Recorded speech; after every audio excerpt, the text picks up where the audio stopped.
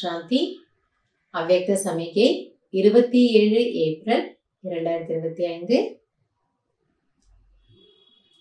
वरदाता बाप और हम वरदानी आत्माएं दोनों कंबाइंड हैं।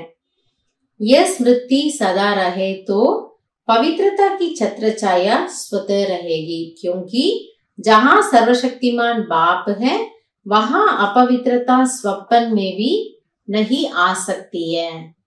பாபா சொல்றாரு, வரங்களை அளிக்கும் வள்ளலாகிய தந்தை மற்றும் வரதானி ஆத்மாக்களாகிய நாம், எப்படி பக்தி மார்க்கத்துல தேவதைகள் கை எப்பவுமே இப்படி இருக்கு, என்ன பண்றாங்களா அப்படியே கொடுத்துட்டே இருக்கிறாங்க. அந்த கை கொஞ்சம் கூட இப்படி ஆகிறது இல்ல, இப்படியே கொடுத்துட்டே இருக்கு.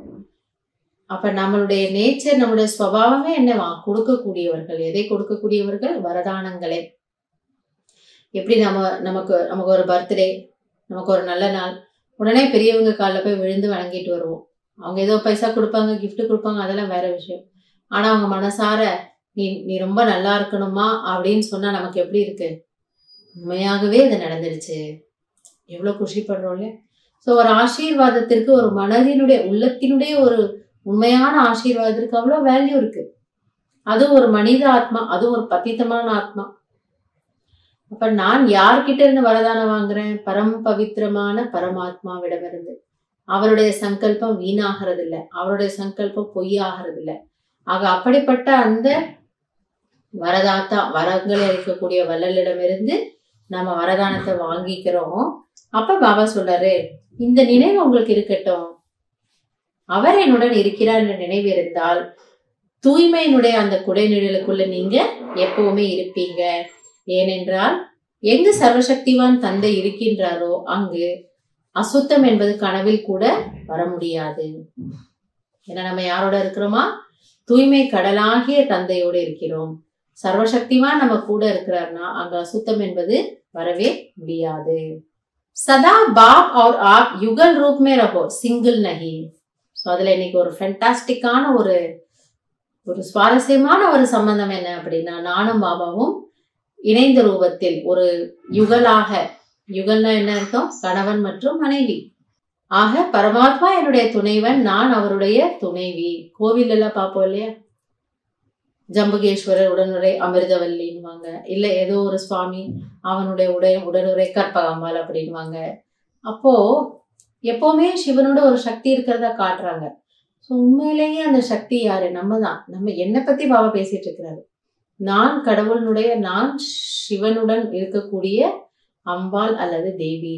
ஸோ நீங்க எப்பொழுதுமே சுமங்கலியாக அந்த துணைவனோடு இருங்கள், ஒரு பொழுதும் தனியாக ஆகாதீர்கள். தனியான என்ன பிரச்சனை வரும்? மாயா வந்துடும். சிங்கிள் ஹோ ஜாத்தே ஹோ தோ பவித்ரதா கா சுஹாக் சலா ஜாத்தா ஹை. ஸோ கணவனை பிரிந்தவர்கள் தான் என்ன சொல்லுவாங்க? விதவைகள் அப்படின்வாங்க. அப்ப அவங்கள அமங்கலி அப்படின்லாம் சிலர் சொல்லுவாங்க இல்லையா? அந்த மாதிரி பாபா சொல்ல, நீங்க என்னை விட்டு பிரிஞ்சீங்கன்னா தான் நீங்க அப்படி ஆயிடுவீங்க. ஆனால் நான் அழிய போறது கிடையாது, எனக்கு அழிவே இல்லை. ஸோ உண்மையான சுமங்கலி யாரு? ஆத்மா நானு. இது எவ்வளவு ஒரு குஷிக்கான விஷயம், எவ்வளவு ஒரு நஷாவுக்கான விஷயம் இல்லையா? ஏன்னா பொதுவாகவே பெண்கள், தாய்மார்கள் என்ன நினைப்பாங்க? நான் சுமங்கலியா இருக்கணும், சுமங்கலியா போயிடணும் அப்படின்றாங்க. ஆனா பாபா உண்மையா என்ன சொல்றாரு? இந்த ஆத்மாவினுடைய காதலன், இந்த ஆத்மாவினுடைய துணைவன் யாரு? சிவபாபா, பரமாத்மா. அவருக்கு அழிவில்லை, அப்ப என்னுடைய கணவருக்கு அழிவே கிடையாது. ஸோ சதா சுமங்கலி ஆத்மா நான். எனவே என்னை விட்டு பிரியாதீர்கள்.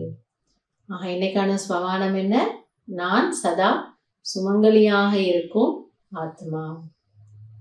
எனவே நம்ம கண்ணில் தண்ணி வர வேண்டாம், அழுக வேண்டாம், ஐயோ நாளைக்கு என்ன ஆகுமோ கவலை இல்லை. ஏன்னா என்னுடைய வீட்டுக்காரர் எப்படி இருக்கிறாரு? சதா இருக்கக்கூடியவர், சதா என்னை பாதுகாப்பாக வைத்துக் கொள்ளக்கூடியவர். எனவே இந்த குஷியில நம்ம இருக்கலாம். சங்கம் யுகம் முழுவதுமே குஷியாக இருக்கக்கூடிய மகிழ்ச்சி நிறைந்த சுமங்கலி நாம். நல்லது. ஓம் சாந்தி.